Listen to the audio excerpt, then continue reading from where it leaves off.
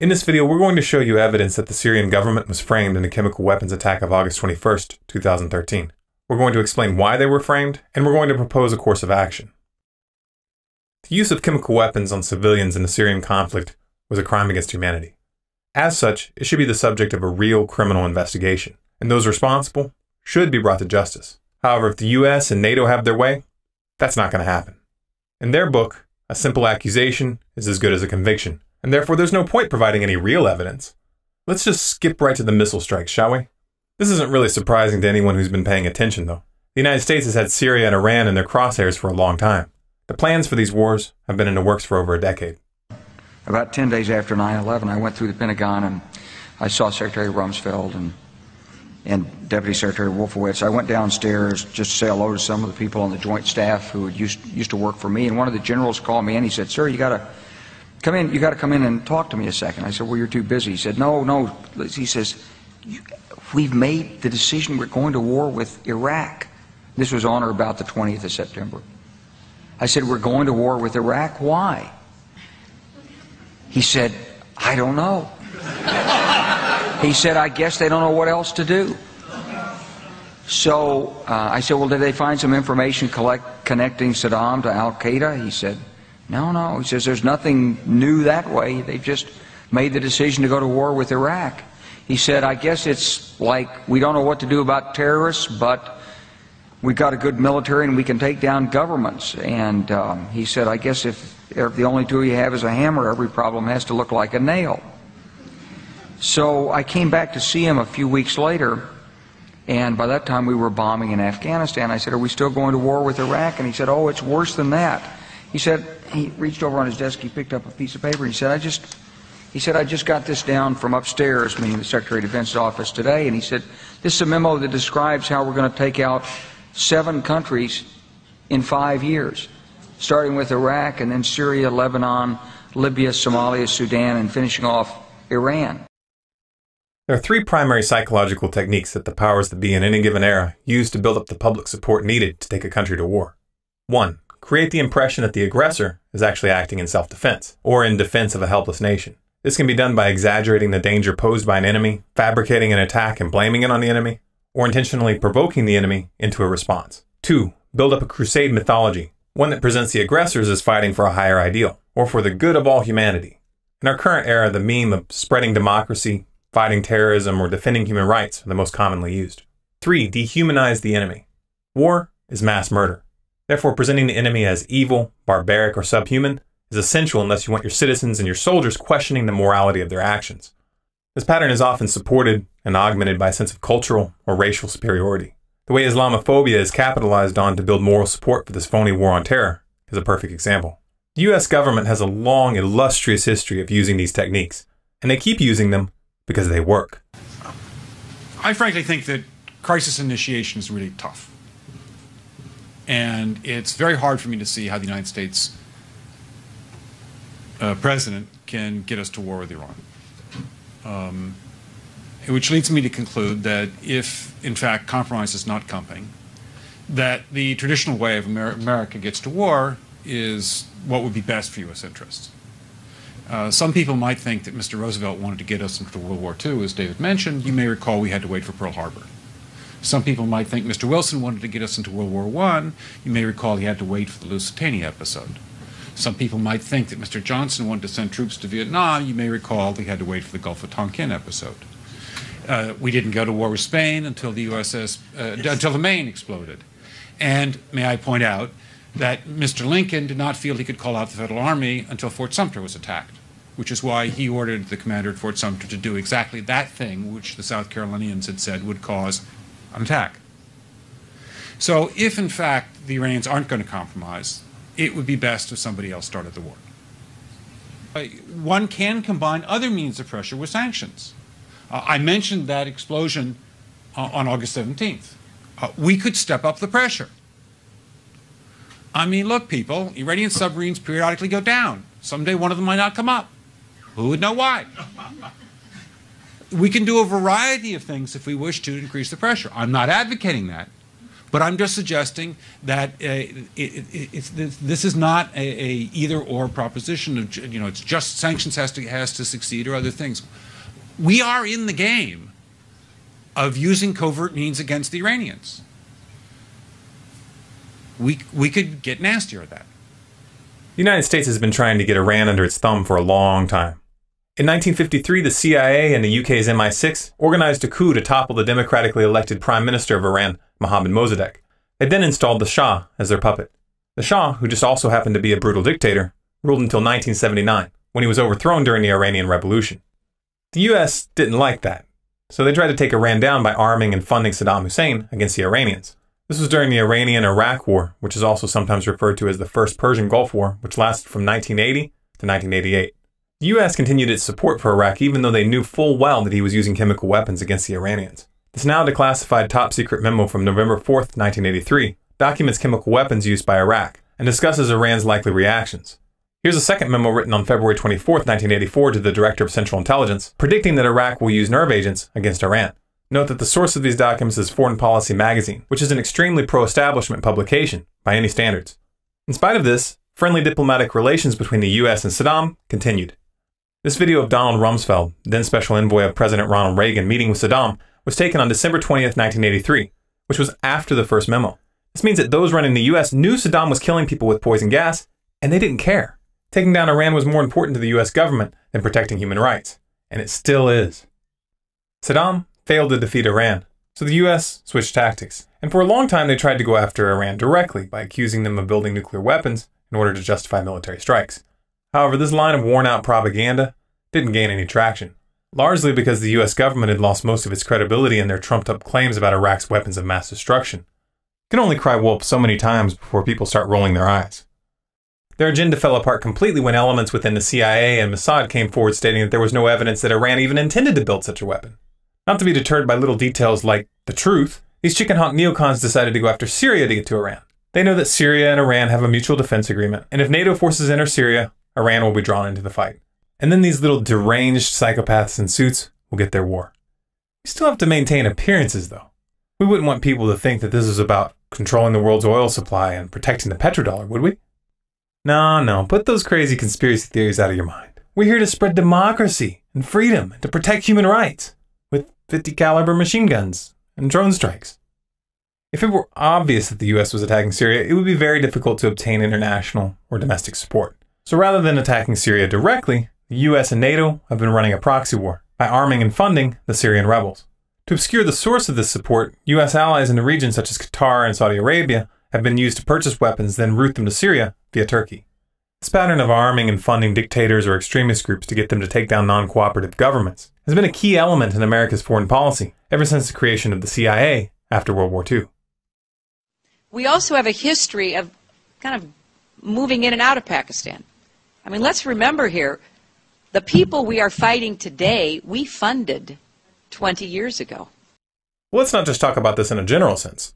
Who was running that operation? U.S. National Security Advisor Brzezinski flew to Pakistan to set about rallying resistance.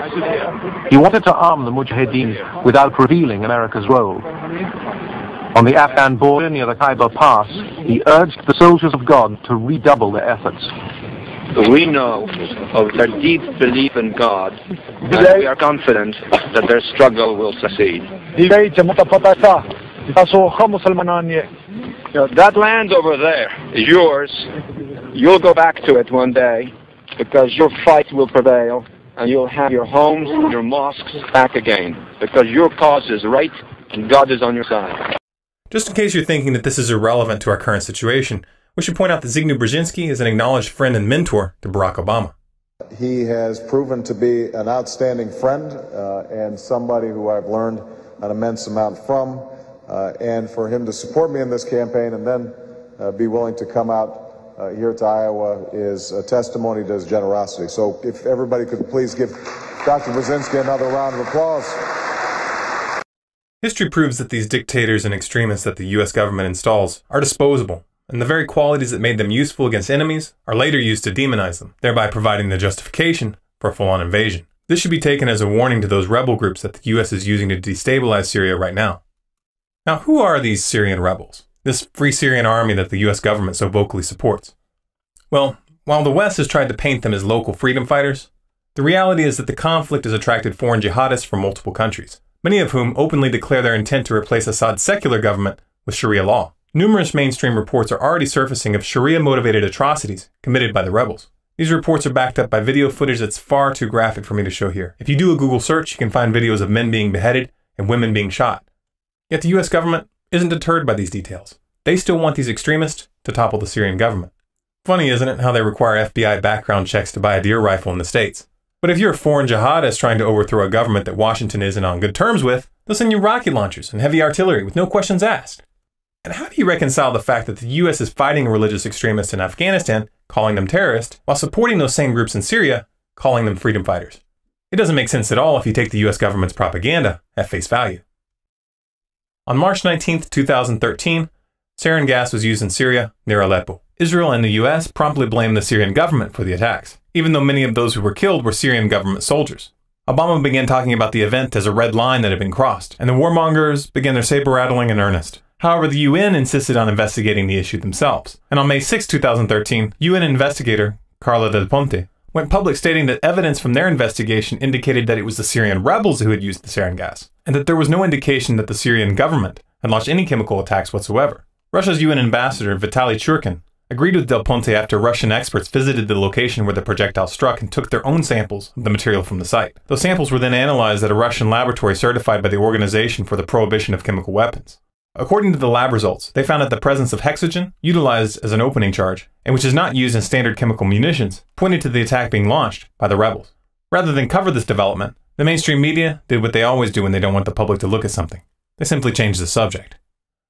Now, of course, the fact that the US-backed rebels had attempted to frame the Syrian government in order to build support for a NATO invasion would be bad enough. They were trying to start a war of aggression. But let's remember that sarin gas was in fact used, and the United States is supporting those who used it. That makes them an accomplice. You would think that the US would withdraw its support after such an event, but it didn't. In fact, it increased it. In July, the US began openly discussing, quote, kinetic strikes against Syria, as if their lies hadn't been exposed. This, of course, brings us to the attack on August 21, 2013, where they attempted once again to frame the Syrian government for the use of sarin gas, and once again, they got caught. The first wave of media coverage tried to pin the attack on the Syrian government, and the US and France instantly came out condemning Assad. By August 24th, the Pentagon had already announced plans for missile strikes. But even as they did, their story was already falling apart. The Syrian army came forward that same day with footage to back up their report that they had uncovered a massive chemical weapons cache in rebel tunnels in the Damascus suburb of Jobar. This is the exact neighborhood where the chemical attack took place.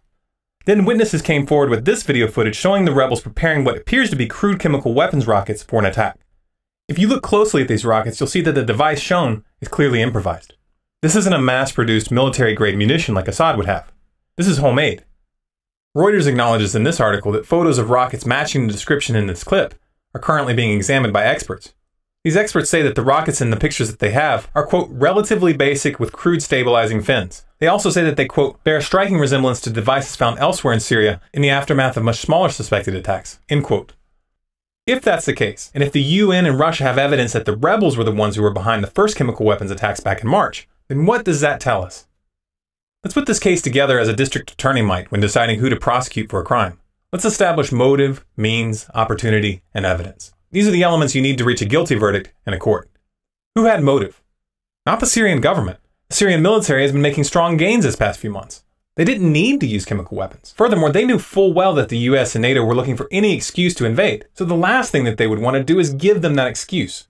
The rebels, on the other hand, do have motive, since they knew that they could count on the Western media to spin the story in their favor. And that's exactly what's happened. But did the rebels have the means and the opportunity? Actually, yes, they did. On May 31, 2013, security forces in Turkey found a 2-kilogram cylinder filled with sarin gas after searching the homes of Syrian militants. On July 7th, the Syrian army went public about a chemical lab that they had found belonging to rebels in the city of Banias. In terms of evidence, everything that has been released to the public so far points to the rebels being behind the attack. If the US government has any real evidence to support their side of the story, why don't they produce it? The so-called intel document that they released on August 30th to justify their position doesn't contain any evidence at all. It's just a statement of opinion. They're talking about bombing a nation, taking us into a war that will most likely spin out of control, drawing in Iran, Russia, and China, just based on their word. Both Russia and China have openly sided with Syria and Iran, and Russia has warned that thermonuclear war could result if the US continues down this path. We're talking about World War III here. This is not a game, people. This is by far the most dangerous crossroads we have ever come to in living history. If we let these psychopaths continue taking us down this path, the consequences are too horrific to even contemplate. We've been trying to warn people where we're headed and trying to show you that there's no political solution that will turn the US government around. Voting the bums out is not going to work. The people are going to have to take the power that they've handed over to these madmen back, directly. The first stage of the revolution is the ideological revolution. That means that our first job is to wake people up. To achieve this, we must build networks of awareness. It's time to connect the activist groups, the Facebook pages, the bloggers, the alternative media. It's time to build lines of communication that cross these artificial borders of left and right. It's time to find that common ground, that unifying idea that will enable us to face our common enemy, and which will lay the framework for what comes next. We must reach a critical mass of awakening, because that's when these networks of awareness become networks of resistance. Our network must reach into every aspect of society, especially the police and military. The police and military are the enforcement arm of this mafia. Without them, the powers that be have no power at all. We must show them that they're being tricked, that they are not being sent to fight for freedom. Nor do the American people or the Syrian people want this war. Only 9% of the US population support strikes against Syria. 91% oppose it. Who wants this war? A handful of narcissistic psychopaths and useful idiots. You really want to bleed for them? History will remember the real heroes of this crisis as being the ones that had the courage to face this corrupt chain of command and say, no, I will not comply. Some are already making this stand. Don't leave them standing alone. If you want to understand the real reason we're being taken into these wars, please watch The Road to World War III, a video that we released last year predicting the precise chain of events that we're seeing unfold right now. You want to do something to stop this? Watch Revolution and Instruction Manual and put those instructions into action. Then visit the Get Involved section on our website for more information. For more videos like this, subscribe to Storm Clouds Gathering on YouTube. For updates, bonus content, and to influence future videos, follow us on Facebook at facebook.com/stormcloudsgathering. Our Twitter handle is Collapse Updates, and our website is stormcloudsgathering.com.